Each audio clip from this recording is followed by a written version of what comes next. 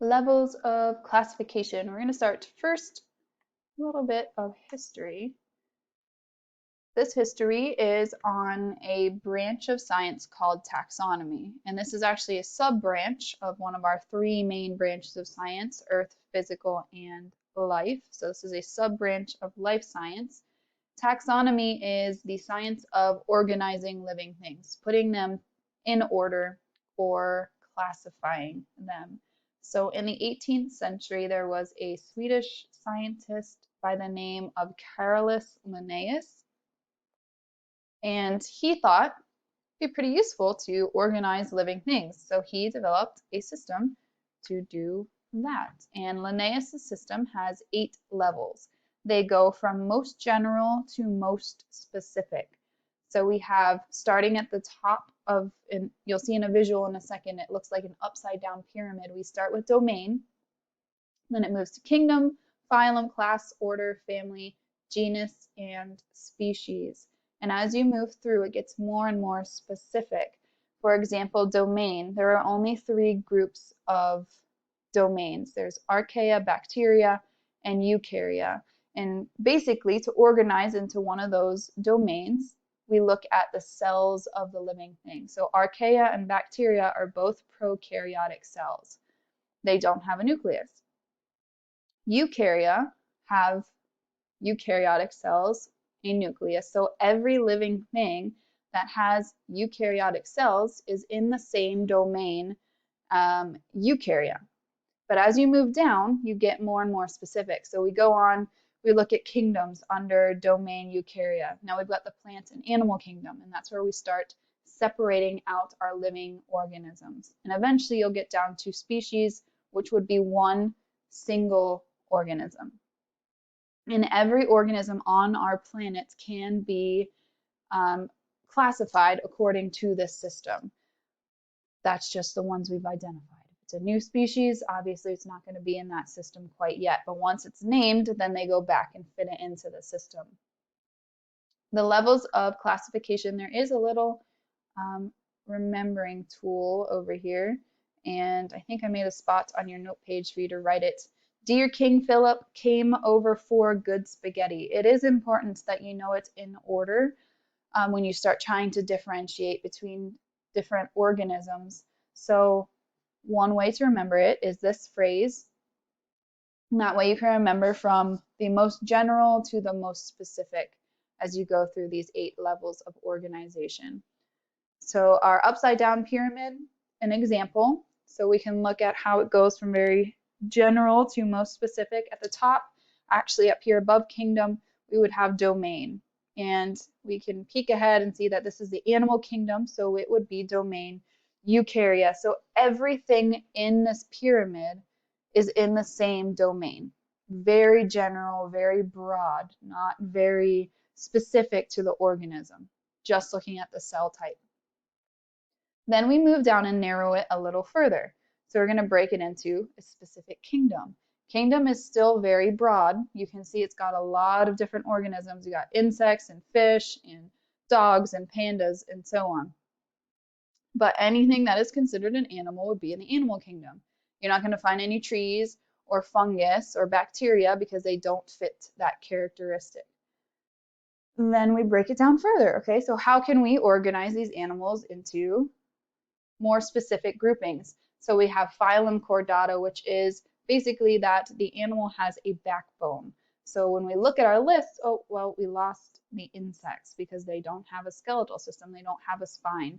But everything else here does have a spinal cord running down their back. Well, now that's still a pretty big group, so we got to make it more specific. So we have a class of Mammalia, which are mammals. So now we've lost our fish and snakes and our birds.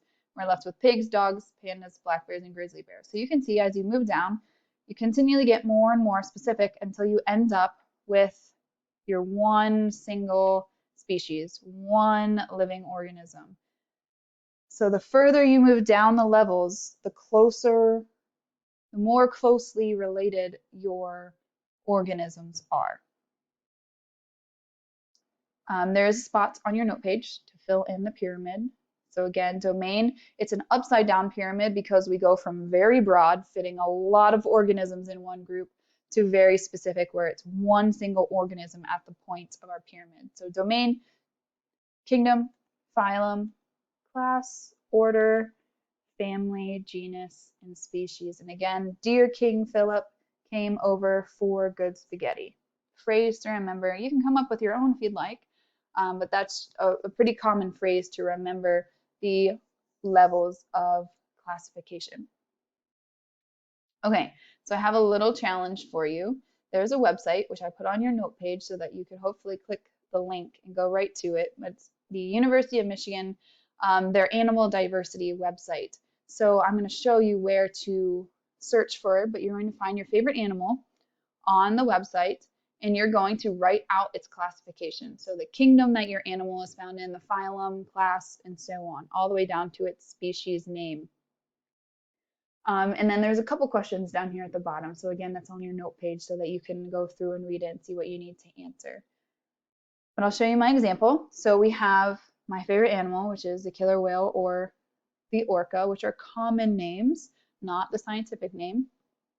So we have the kingdom, Animalia, phylum, Chordata. So we're actually in the same phylum as orcas, who are very different species than us.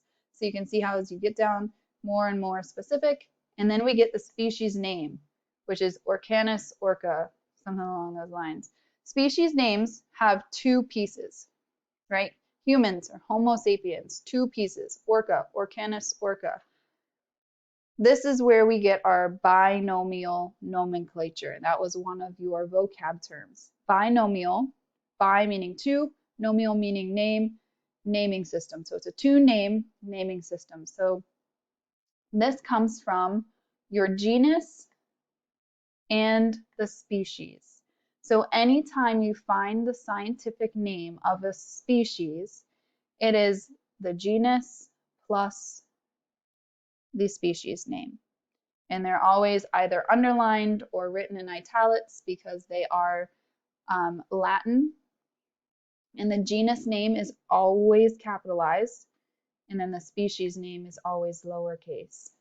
So if you want the scientific name of a species instead of the common name, what people just call it out and about, you give the genus and the species. So with the Norns yesterday, you would give the Norno and then whatever the species name was, Californicus or whatever the little species names were. So you combine genus and species. That's why we call it binomial nomenclature. Two names, genus, species. Genus always comes first, species second. Okay, so let me show you the website real quick, and then I'll set you free. So this is where the link comes. If the link doesn't work, it's animaldiversity.org. And then you scroll down over here on the right side. It's kind of hidden a little bit, but it says search ADW. So you put in your favorite animal, you hit search, and it should say taxon information, and it lists the common name. So I know common name of an orca is a killer whale. So I know I'm going to click on this scientific name. Oh, hey, look, there's my animal. So I click on it and I scroll over here to classification. And this gives me the whole pyramid of my orca. You can see there are a lot more than 8 levels here. You just need the general level. So kingdom, phylum, class. A lot of them are split into subphylums and super classes. You just need the one that says kingdom. You just need the one that says phylum. So you're gonna have to read a little bit and be careful and make sure you're picking the right one. Class and so on. And then you're going to write those down on your paper, and then you'll answer those couple questions that are listed there for you. If you have any questions, troubles with the website, let me know. If you cannot find your favorite animal, try and pick one that's just closely related to it. You should be able to find your animal on there. All right, I'm gonna let you go.